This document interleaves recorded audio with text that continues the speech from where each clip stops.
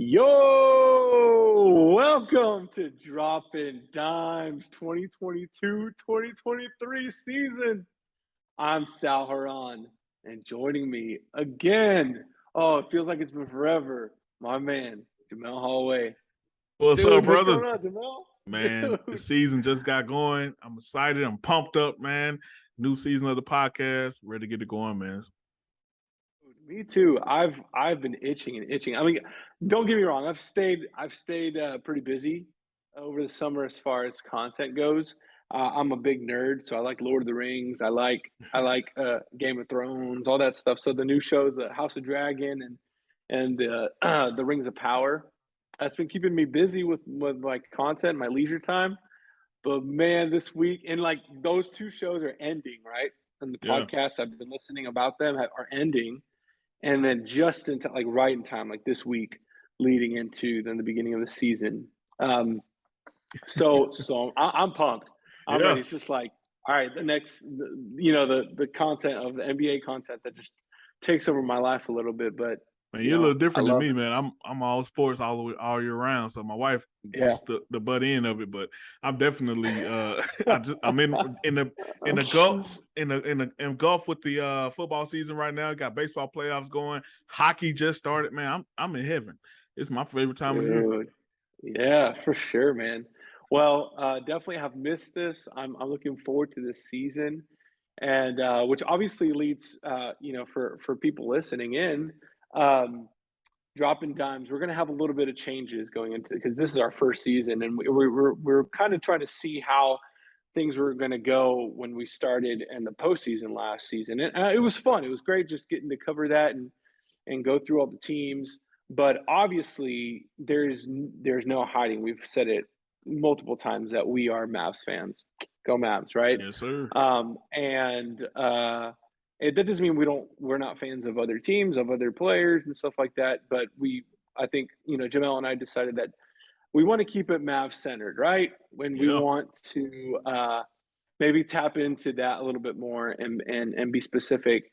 And every now and then, we want to be in tune to what's happening in the rest of the league, and we might have times where we dig into that, especially if there's a big story or anything like that. And then when playoffs comes, then we'll resume to talking about all the teams because that's what's going on. It's All right. so there'll be some rebranding and stuff like that. But it'll be the same channel, same podcast stream and whatnot. What do you call it? Stream channel? What is it? Yeah, you got Feed. There we go. it. Podcast feed. All right. So I'm looking forward to that, and I'm also looking forward to and what we're going to do for today is with those changes, kind of be a little bit more segmented, right? Yeah. And a little bit more structured with that, with wiggle room to be able to just hear Jamelle and I just chat and hear what we think about the Dallas Mavericks. Yes, sir. Which I'm going to go right into it. Before we get into our segments, I do just want to let's catch up, man. Like, we are coming off of a Western Conference Finals loss to the champions. Yep. Hey, we lost to the champions. Yes, sir. Yo, and guess what? we defeated the Suns in 7. Right? Yes, sir. They got their revenge. They got their revenge last night. Right? But kind of, sort of. Yeah, kind of, sort of. Like we had them. So I'm still coming off of a high of going to going to the Western Conference Finals. I've been trying to ignore the noise of the Mavericks, the way they're ranked and how they're talked about. It's like as if we lost Michael Jordan or something like that. Jalen Brunson's a good player, man, but come on, we still have Luka Magic. Yes, sir. So that kind of sucked. And losing night, I was hoping to just put a stamp and like kind of shut the haters up a little bit as far as basketball media goes. But I think the Mavs are going to learn a lot from just game one. I know it's just one game, but still, So sorry, I've been talking a lot. Tell me how are you feeling right now as a Mavs fan? I'm feeling great, just like you. I'm still buzzing about the Western Conference Finals. Just getting there, not having that expectation, from the playoffs, the way the playoffs started, upsetting the Jazz, so to speak, upset, especially with no Luka, Right. upsetting for sure with the Suns. Then, just gain some experience with that Golden State series. Credits Golden State, that they did heart of a champion.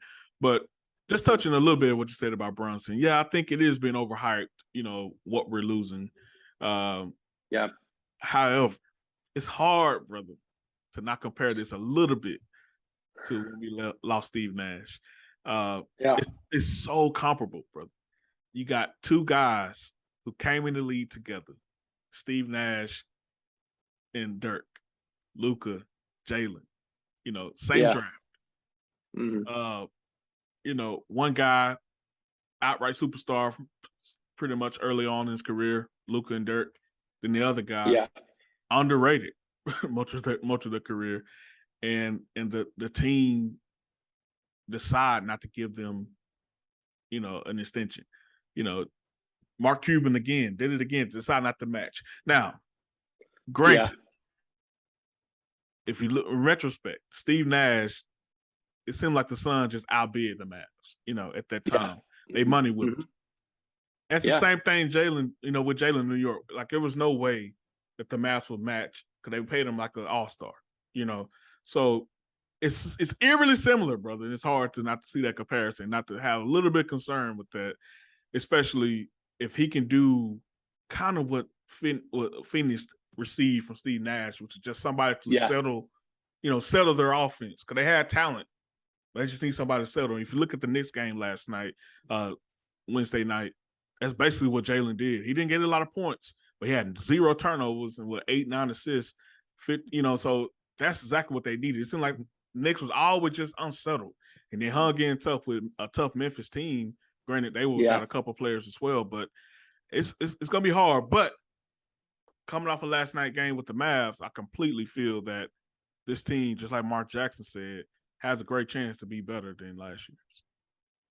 Yeah, no, definitely. And I will say, even though it was a loss last night, I am happy with the offseason. Was it like an incredible season? No. But I think, seeing Christian Wood, have that 16 points straight. Is he gonna do that every night? No. But like you can see that he already has a confidence. We already know he's gonna score. Yeah.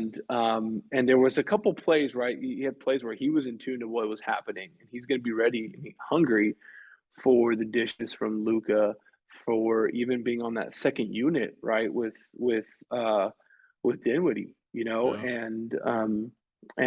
I'm really excited to see kind of how J Kidd does this, and how he plays with these lineups.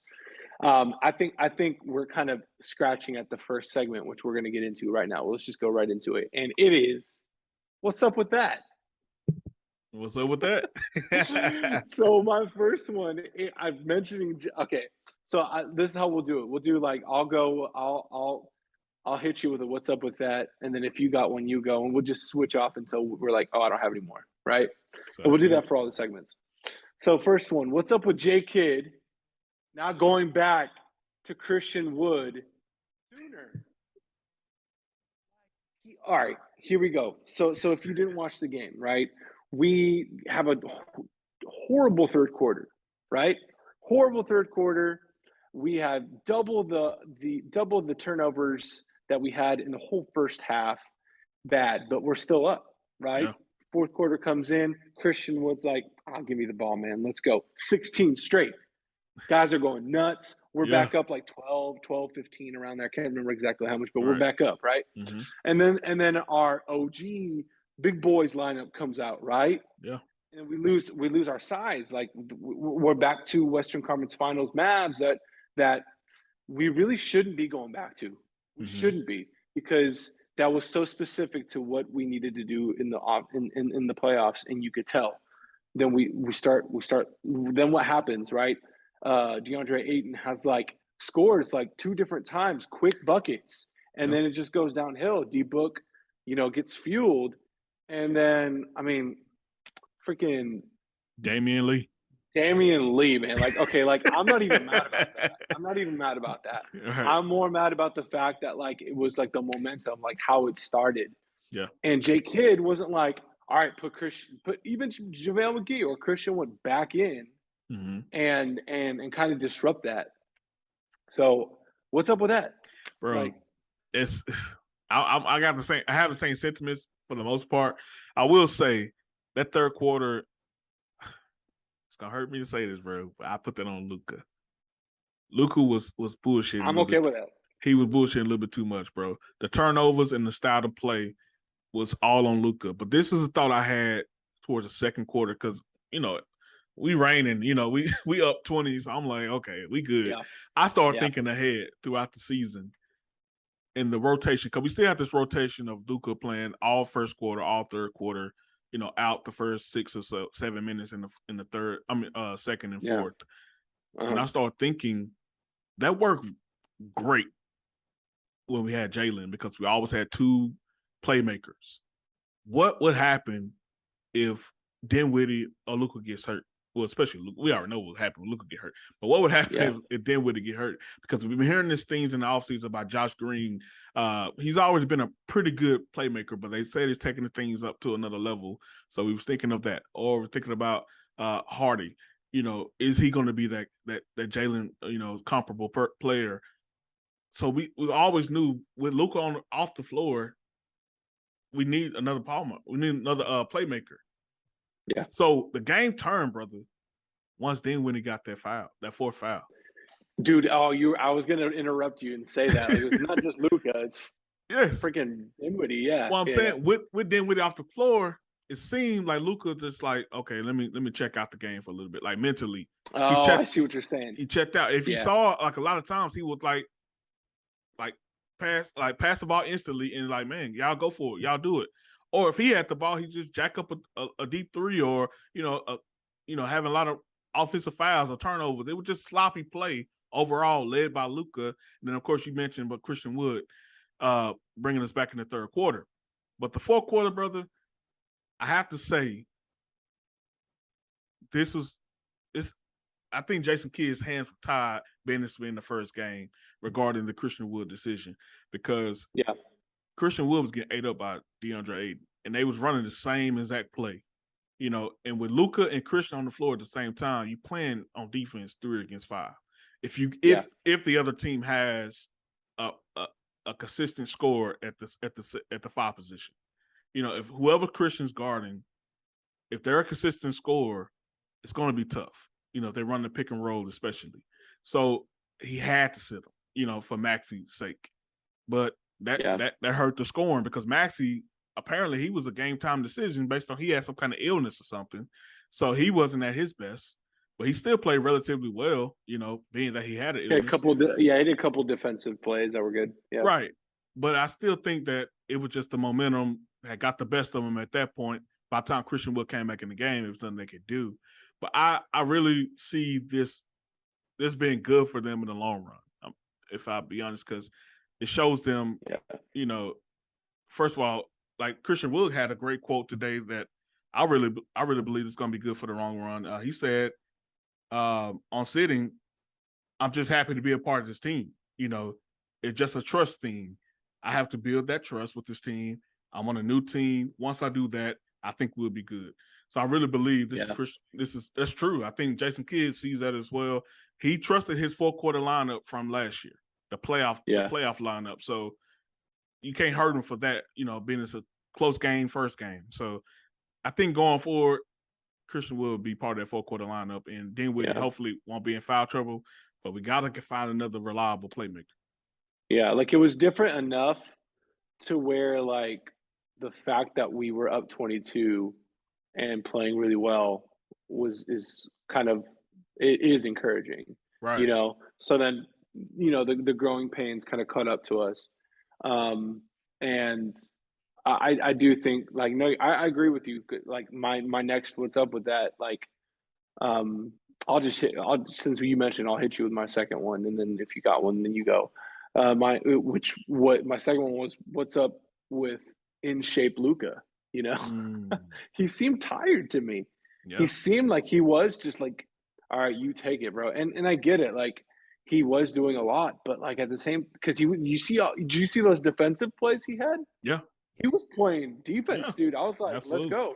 So I get it. I get that like it shouldn't all fall on him, but I actually even mean just looking at him, I'm like, he doesn't look Yeah, that much different than he did, like, you know, yeah, yeah. Them 3 like weeks all or last so. season. Yeah, So, I just want to know, does every player need to be crazy about their body to be amazing and good and win, or I don't know. I know it's just one game, and I know that but I'm not like watching him and seeing his physique and be like, yeah, here we go. He is like yeah, so strong, so in shape, ready to go. I right. don't know. Yeah, it's So still you're spot yeah, on as far as what happened. Like he definitely got tired, and you know, so I came away thinking two things. I was like, okay, is this just the first game? You know, is it just because the first game he hadn't played these extended amount of minutes? But my main thought was, do we need to stick with this playing time that he like this rotation that he has or whatever you call it? The fact that he plays the entire quarter. You know, do we need to stick with this because yeah, you get 8 solid straight minutes of dominant Luka magic, but those next, the next latter part of that quarter, he's struggling. Like he's not even yeah, attempting shots at that point. And really, at that point, he's a decoy. And you mentioned his defense, and I love you mentioned his defense, but for the most part, he's always going to be a defensive liability.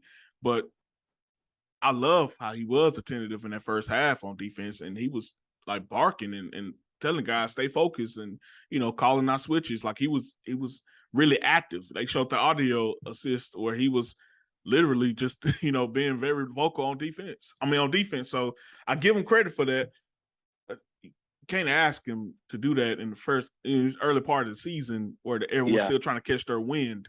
You know, I, I think they may need to, I know coaches are quick to say we're not thinking. Jason Kidd said himself, we're not relying on last year's, team or last year's success, nothing like that. But we need to think about last year's rotation as well. This is a different yeah, team. This is a for different, sure. entirely different team. But man, I feel so confident in this team, like scoring Yeah, wise, especially. But I think the defense will come. yeah. I think the defense will come. And go ahead. Yeah, sorry. I don't Are mean you to good? always feel like I'm about to like interrupt you or whatever, but You like good, man?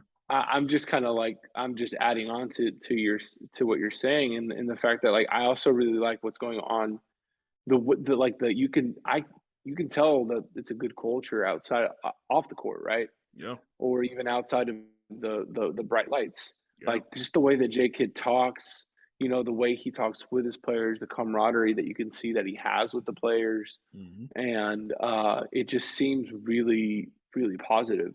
yeah, So I think that's why Christian Wood's words, like, that you mentioned, um, are that's exciting. It's really cool to hear that. yeah, Like he sees that this is it's very familial. The yeah, way that these guys are, and I think that goes a really long way. And I think that you have to give credit to that when the with even the team the last 3 years. I know that J Kid, like even with Rick Carlisle, right, and going to uh, against the Clippers, right, in those two different series, hmm like there was still a closeness between this team and that was starting to form.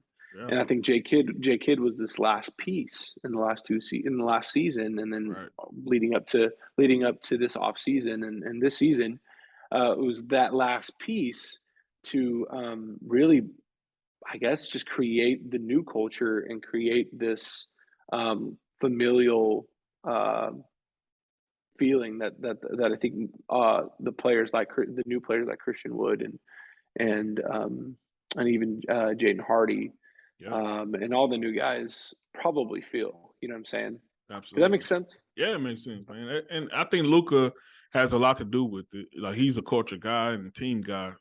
Going to his days, overseas. Like the camaraderie is what he believes in kind of more than anything. He thinks Yeah. his ability is if they got great camaraderie, he believes his ability can help rise other players that are lesser players. So you see that in every team he's part of, so Yeah. For it's sure. big on him. But that's awesome, Yeah. man. Yeah. Cool. I actually don't have any what's up with that. Okay. I think those All are right. two good ones. That was good. That was awesome. That was great. So our next segment, let's go to the next one. The next one we have true or false. Classic. A classic. Is it true? Is it false? Not is it neither. You got to pick a true or false, okay? I got you. Now, I mean, like we can debate it, but and like I said, if, we'll go back and forth if you have any. My first one for us, for both, we can both answer it. Is do we need true or false? We need a second star. When I mean star, I don't necessarily mean like JB. Like JB might turn into a star. We don't know that yet, Mm-hmm. right? I mean someone like a Bradley Beal, someone like a KP that we just, obviously traded away at the middle of last season. Do we need that second star? And I asked this because it's very specific to the Mavericks because there's been a lot of talks of like, can you have a heliocentric offense like a James Harden in the Houston days, like a Luka right now with the Dallas Mavericks, with okay players that, good players, solid players that we're going to see like Christian Wood, like Dinwiddie, right? Like Mexico, all our guys, right? I feel like the way it's constructed right now with the Mavs is good, but is it right? So Mm-hmm. true or false, do we need a second star? What do you think? A star to win a championship. That's what you're asking, right? Yeah, Okay. exactly. Do we need a second star to win the championship, to go to that, to be even a team that's ranked in the top 5 or whatever, or number 1 seed, but ultimately, obviously, to win a championship. What do you think? I'm going to say false. We do not need a second quote unquote star. 2 reasons. First reason, we just saw last year a team win with one superstar. Yeah. I mean, you can argue Clay.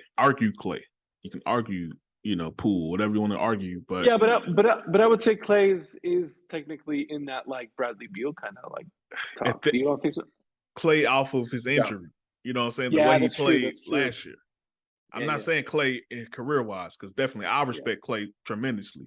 I think he should have been top 75, just based on his career accolades, and what his clutchness, at that. But don't get me wrong, there was elements of star caliber Clay during the finals and during that run overall. But I think the level of play throughout was not consistent, as a star level. So we just saw that. But second, you mentioned Porzingis. I think Christian Wood is everything that we hoped for Porzingis to be. Every single thing, all the way down to humility. Let's make a poster. That'll be our poster for the season. That'll be our theme. Christian Wood is exactly what KP was supposed to be. Exactly, man. I saw another tweet that I saw. I'm not even gonna take credit. It's a guy named Andy Bailey. He said, "This is pointed to what we just said about what we really hope that Porzingis could have been with Luka. Luka and Christian Wood only shared the floor for 16 minutes last night. Dallas scored 41 points, 128.1 per 100 possessions, and shot 54.5% from the field in those minutes. 41 points in 16 minutes, bro. So just think about that, man. Just think about the fluidity of that offense when they did pick and roll or pick and pop. How do you stop that? And I always said in my mind, and we did a little bit in the bubble series against the Clippers, but other than that, how the hell did we not wear out Luka and Porzingis pick and roll? Like it's unstoppable. You got it's like Steve Nash and Dirk. Like I don't understand. It was unfortunate, that it didn't play out that way. Yeah. And shout out to Porzingis, but I'm not trying to shit on him or nothing. But I'm just saying it's the truth, man. he flimsy and all that, but Christian Wood is so coordinated, athletic. I mean, just everything you could ever ask for, for a guy. So I think he's enough. And I love that he comes off the bench. And I know we're gonna talk about him next, but I love the many times, or the few times I should say, that TSJ came off the bench and pushed the ball, And I think this bench has the opportunity to explode when they come in the game. Like I heard Devin Harris talking about this. It's like, man, when me and JJ used to come off the bench, we used to try whatever pace the stars were going. We try to take it to a whole nother level. We try if we were down, we tried to come back.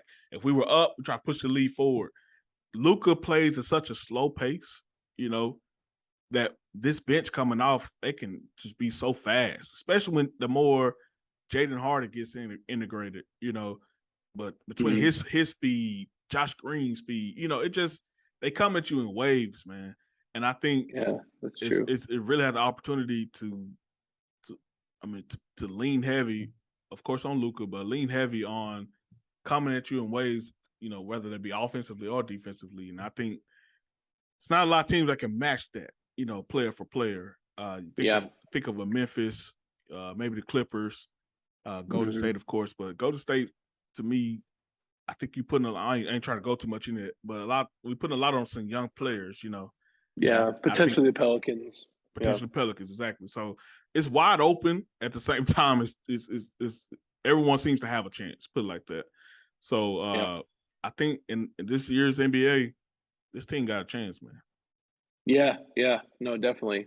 My answer, I think it's ultimately like I want it to be false, but I'm not trying to be like do like cop out, like have a cop out, but I kind of fall a little bit in the middle and maybe leaning a little bit into true, because the fact that this season it just seems like there are naturally good, like I feel like lots of times when we go into a season thinking, oh, we are more talented than ever and we have all these really good rosters and teams, and then like it just all shakes out like it should. Like there's always going to be like a drop from certain teams, like, but you never know. This could be a season where like everyone is good, right? And if that's the case, and that's what it looks like, especially off of the Nets loss to the Pelicans. The Pelicans, their four main guys like in double digits, like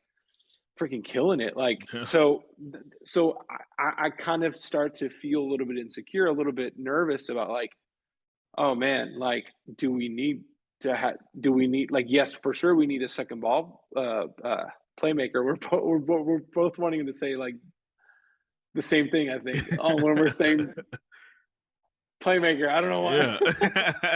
Like I know we need a second playmaker,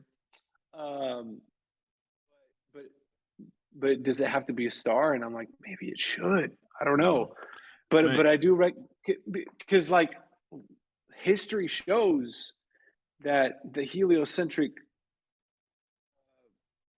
teams are really rare, So I realize that at the same time I'm kind of betting against Luka and saying that I'm not really putting my trust in him. But but believe me, I want to be able to say like, no, that's false. Like Luka for sure can do it. He is good enough that he just needs good players around him, good shooters around him, and people that he has a good relationship with. And ultimately, I think that is going to be the case. But I just feel I don't feel as confident to say false to that true or false, if that makes sense. It does. And I'm gonna say something here that probably, I probably regret saying, and you probably laugh at me, but just offensively, what separates Christian Wood and Anthony Davis? What separates them offensively? I would have to say that Christian Wood seems a little quicker, a little bit more explosive, can beat somebody off the dribble. You saw him bringing up the court a few times. Like Anthony Davis, maybe early Anthony Davis would do that, right? Maybe like Twin Towers with DeMarcus Cousins Right. kind of that season, that kind of thing. But you don't see him do that anymore. And I think I don't know if that's what you're going for, what you see. Um, I mean, but I you mean, other than definitely, that, I don't know. Yeah, you definitely, I'm not AD sure. definitely have a better post game. That's unquestioned. Yeah, for But sure. when you look, I mean, the reason anyone would ever rank, of course, AD way higher than Christian Wood, because AD is probably one of the best two-way guys, definitely one of the better big man two-way guys. Yeah, yeah, But when you look at that alone, brother, if we can pull this guy that to use his size to his advantage on defense, he definitely made a nice block last night on a drive by hmm someone. hmm If he could just be a rim protector when he's in there, that's enough. And I'm saying that to say no one would question if Russ wasn't on the Lakers, if the Lakers would be a contending team and they had shooters around them. The That's a good combo point. of Yeah, Luka and Christian Wood, man, I think that's good enough, man. Just yeah, offensively. But I think once the coaching staff figures out this rotation, they're gonna be tough to beat, man. Because yeah. you think about it, like until they had that lull offensively, they was right well on their way to 120 And they points. were comfortable. They were comfortable too. Yeah, Yes. yeah, So they're gonna be tough to deal with, man. I'm sorry for anybody. yeah, yeah. All right, here we go. True or false? THJ is not reliable. Again, true or false? Tim Hardaway Jr. is not reliable. I Oh, Go ahead. you go first. You go first. You go first. Sorry. I want to say it's true, but when I say reliable, I think about expectation. So Yeah, that's good. my answer is true. But at this point in his career, what is he like? Year 8 or so. Yeah. We know who THA is. He's a hot and cold, street guy. Like he's not. So I'm not Dion relying. Waiters. Yes. I mean, when he's hot, you just go and go to the other end Give of it the to him. court. Give it to Yes. him. I mean, Let's because go. Yeah. he's gonna make it. But when he's not, it's gonna be a hard night. It's just the way it is. And so my answer is true. He's not reliable for the most part. But I'm saying you have to just you have to take it as it comes. It's just the way it is. I mean, he's an amazing bench player. He's an amazing guy to have off your bench. If you have the expectations high, that we're gonna need him to give us 15 a night, regardless. You're gonna be disappointed because it depends on how he feels that night. But I know who THA is at this point in his career. He's a solid role player, 3-point shooter. And, he had some crucial turnovers during that third quarter as well. And he saw the back of that bench towards the fourth quarter as well because of those decisions he was making. So everybody had a hand to play in those turnover things in the third and fourth quarter. Yeah. But I know who he is at this time. Yeah, I guess the better question is like, do you want those guys on your team? And I don't get me wrong, I love him. I love him. I love the highs, and I love him as a person. Like he Right. contributes to the culture that we have Yeah. on the Mavericks. And if not for anything else, like I'm happy having him on the team for that. Mm-hmm. Now, my problem is when if we get to a point where, Dinwiddie's not bringing it either, and he seems to have shown to be somebody who's a little inconsistent too. And maybe between the two of them, it's like, okay, well, Dinwiddie didn't have it tonight, so maybe THJ does, or vice versa, right? Yeah. But so I'm hesitant to just kind of like to be like, yeah, I mean that's just how he is, and we live or die by that. But as opposed to like, man, like, it'd be nice to just have kind of more of, especially given like his position, and him being he can facilitate. He at times is a playmaker, and it'd be different if it was like he was playing the four, or somewhere where we have a little bit more depth and it's just kind of a plus. Yeah. He does seem to be somebody that we are going to be relying on a little bit, and that I'm just kind of nervous about that. That's all. Yeah. But so I mean, obviously, so mine is also true. I don't think he's reliable. But then to go even further, do we really want him on the team? Like, do we want that many guys that like that on the team. I think Sal's calling for a trade after game 1 of the season. I'm just saying, man. Like he's a good trade. He's a good trade piece. Yeah, there was talks of that in the offseason, so it's not off the table. And yeah, I forget our GM name, top of my head. My bad. Nico. Yeah, he said he's open. He's on the evaluate early on the season and how the team is meshing, and they're gonna be open. It's gonna be a lot of teams. Yeah. Don't worry. Don't worry, we have Facundo Campazzo. Yeah, I'm hoping he gets some run pretty soon, to be honest with you. He reminds me of JJ a lot. But I think, man, it's going to be a lot. Well, I'm saying a lot of teams really going to be on this, what's the French guy? They're going to be trying to get him. So a lot of people going to be tanking earlier than than in most years. So if we can grab a Bradley Beal, we can grab a Buddy Hield. Oh my God, that'd be amazing.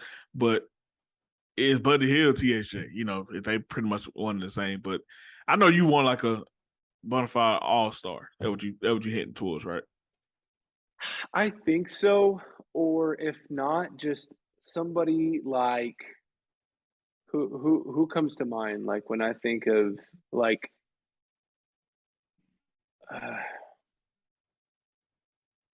sorry, I should have maybe thought about this, but like somebody who's not necessarily like the drawing star that like people are turning the channel for, right, the game to, but somebody who's consistent and like for instance, somebody like Jamal Murray. Like Jamal Murray is not like a super duper all-star, right? Yeah. But he's somebody that like, he's that might be a bad example because I know he's had early on in his career moments where you're like, okay, where did he go, right? Right. But I don't know. See, it is tough. I'm trying to think of that shooting guard market is like, kind of low right now.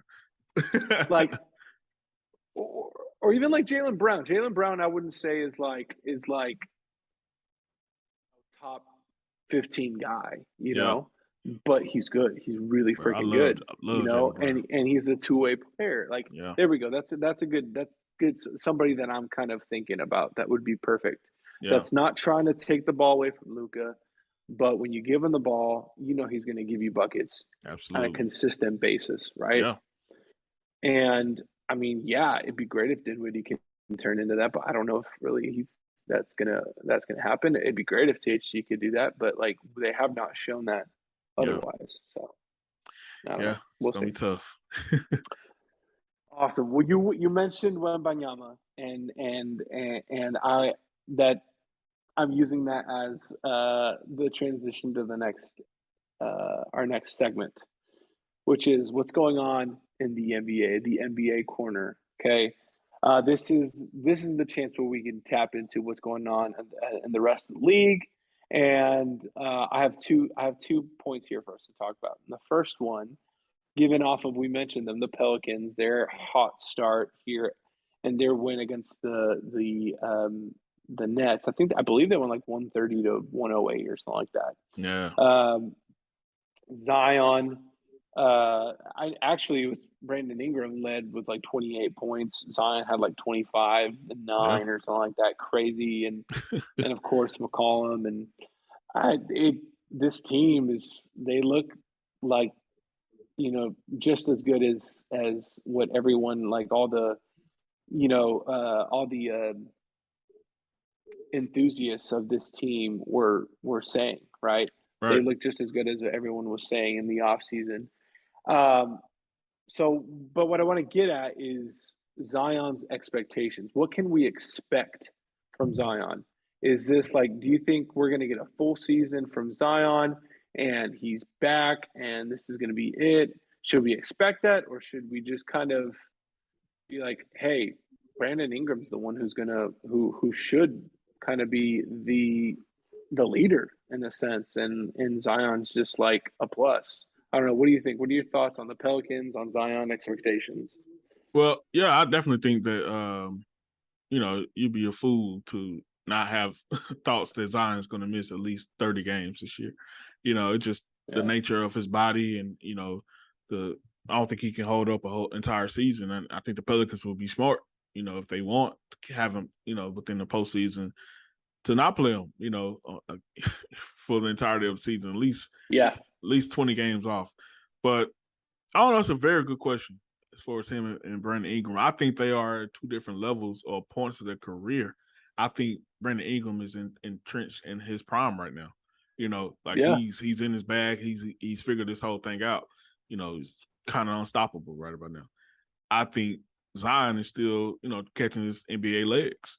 Still figuring out what he is in the NBA. So yeah, I think it would be wise, to follow Bi and allow him to be the head of the snake for right now as Zion figured things out. But Yeah. ultimately, his expectations are what he was drafted as, the number one pick. Yeah. You got a guy who got a high potential to be the MVP that was taking number two. You know, he got a high potential to be MVP this year, and Ja Morant. So Yeah. he looked amazing last night. So it's just like Yeah. you got the league been waiting on this, and the Pelicans been waiting on this. So that's your expectations, Right. brother. You have to, and then not to mention, just got this new deal. So you Yeah. know, the world's in the palm of his hand. I say, like Zion can Yeah. do anything, anything capable. I believe wholeheartedly in Zion. No, I'm just saying, like it really it's crazy to hear people not as high on him, and injuries. I understand that's one thing, but his ability and Mm-hmm. skills, it's high level if you ask me. So uh Yeah. I I think mean, he you could take can't him far, forget the fact. Yeah, you can't forget the fact that like when he did play, like his offensive rating was insane, and he, brother. scoring like crazy. Point Zion was incredible. Yeah.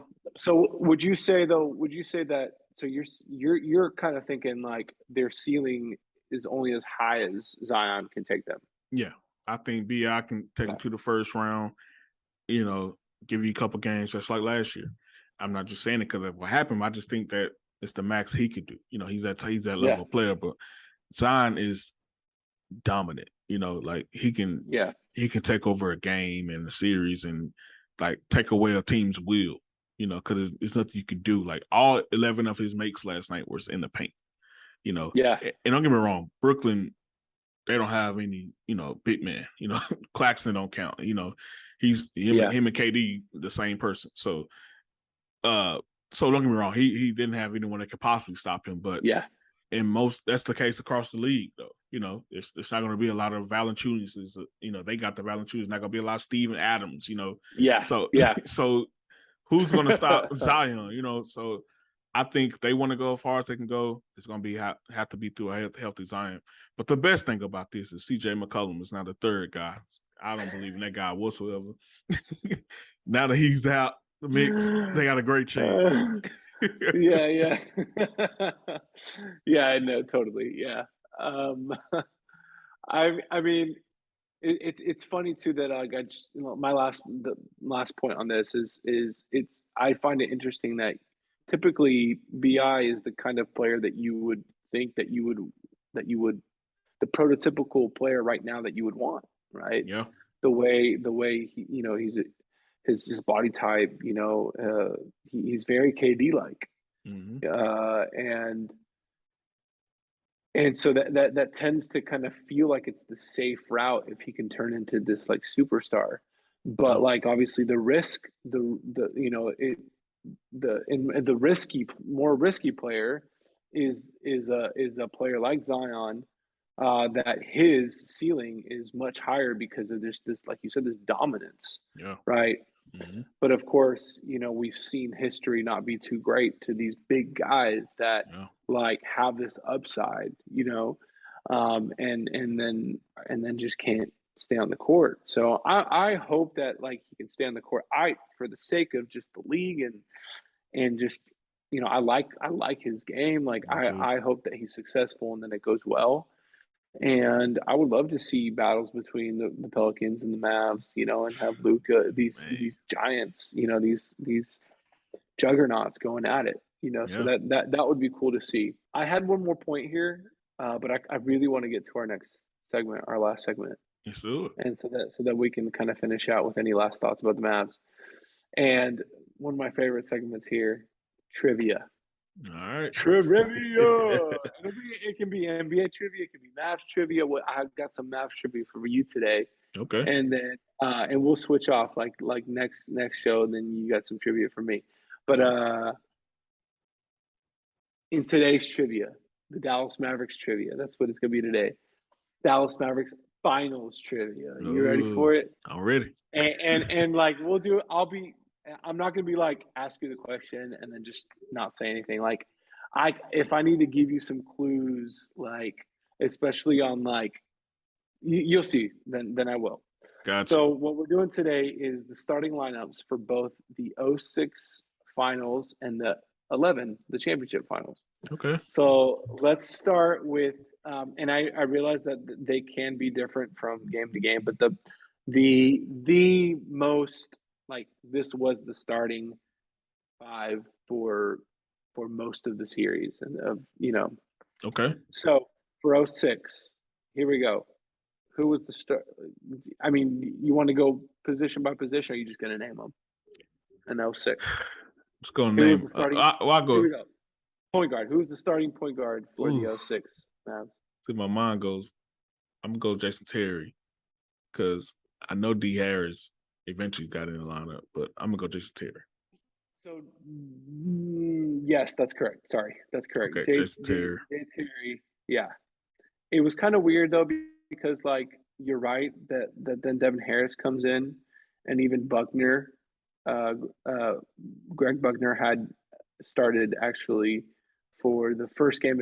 Okay, so I'll say first game was Jason Terry and Greg Buckner. I'm giving it away right there. I was gonna get the two wrong. I couldn't And remember so Buckner started. and then Devin Harris does come in later. Okay. So the guard position was kind of very interchangeable. Yeah. But here we go. Let's go to The three the three. The three would be Josh Howard. Attaboy. There we go. Of course, Four. Dirk. Of course, Dirk. No. And my guy, Eric Dampier. Oh, Hold no, on now. sir. Oh, okay. Yes. He started in game 4. Oh, But Sagana there was Job. someone else.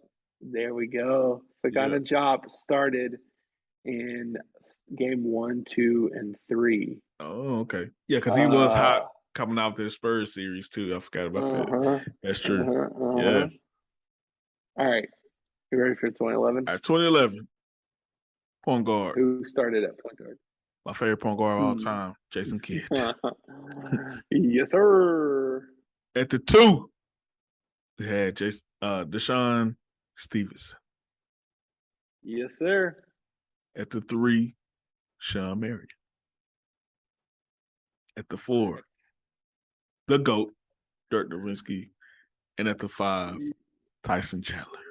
Yeah, that was easy. I mean, it was easy. we will never forget. Ever. You know? Yeah. That was fun. I would say that's a good start. You know, yeah, it can get a little bit better, right? Right. That's crazy. I don't know why I thought that Greg Butler was like years before that. That's crazy. I didn't think about him. Yeah. So I mean, you got most of them, but yeah, like when I was looking and I was like, Greg Buckner started 2 games. I used to love him though. He was a very, very good defender. Yeah, for sure. And because in my mind I was thinking, okay, well, Devin Harris, I know he was young, and then he freaking leaves, goes to the Nets, and explodes on the Nets. The same offseason, Devin Harris and Avery Johnson. That's actually when I fully transitioned over to Kobe and the Lakers at that offseason. Yeah. I was so pissed off.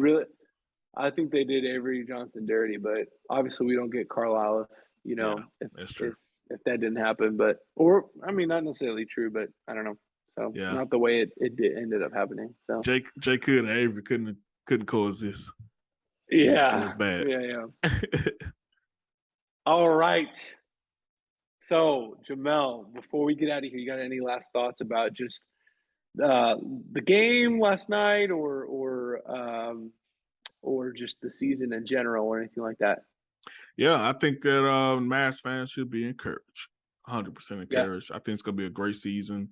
Uh, mid 50 games, victories, and you know, the playoff run it could be up in the air because it depends on who we matched yeah, up against. But at the end of the day, just right. enjoy the ride. We got, in my opinion, the best player in the NBA when he is focused. And this, Hmm. I'm hoping last night, at least the second half, show him he has to lead this team not only with his play, but his intensity and focus. So they will follow his lead. But I'm encouraged fully. I'm definitely encouraged right now. I've been looking to the side a little bit here and there because the Lakers are getting their butt whooped, so it feel good. That's the other topic you're going to talk about, but we don't have to go into it. I'm just saying. Enjoy We're that gonna have as so well. much time. We will have so much time, so many reasons to talk about the Lakers. But enjoy that Woo! as well. But I think it's gonna be an amazing season. The league is more healthy than it's ever been as far as the talent pool. Excited for Saturday when the Mavs play against the Memphis Grizzlies. That's gonna be an amazing game. Awesome. I really hope. My hope is that there's going to be some adjustments and even just a little bit better feel of like what could work. And it might still be a growing game, but yeah, I'm excited to see that. And I think for me as a Mavs fan, I ultimately am encouraged, like you said, and I'm going to try my best to not overreact and think that we have. I don't want to feel like we're constantly having to prove something. I don't think Luka has anything to prove. I mean, he does in the sense of like, hey, like, I can win. I'm going to win, right? I think everybody should try to prove that. But as far as who he is talent wise, like you said, and how good he is, I don't think he's proven that already, right? Yeah, And so I need to kind of get out of that mindset, and I think a lot of other Mavs fans need to as well, so true. and feel good about the stuff that's happening off the court, and that J Kid's gonna make the right decisions. So that's what I'm Yeah, hopeful for. yes, sir. And I'm looking forward to talking more about it and breaking it down. Um, I'm pumped, and I'm pumped for what's to come with our rebranding and with just what it's going to look like. I will say the frequency of our shows. We're not going to, Jamelle and I talked about it, and we're like, do we do every week? Probably not. Right now, what we're thinking is probably every other week, and then kind of as needed. If there's like an emergency pod, we'll come on and we'll talk about it. We're just gonna we're having fun here. Yes, Okay, sir. so thanks to all of you who are tuning in today for Droppin Dimes, aka waiting on a new one, new name pod. Possibly we'll see what's going on. But Right. again, same feed. You guys can follow us on Apple Podcasts, yeah, Spotify, Google Play, you name it. And oh, and also, we'll be dropping this video too. It won't be just on podcast. We'll drop this Zoom video for you guys to watch our beautiful faces as we talk. So thanks guys for listening, and we'll catch you next time on Dropping Dimes. Jamelle, see you, my brother. Holla at your brother.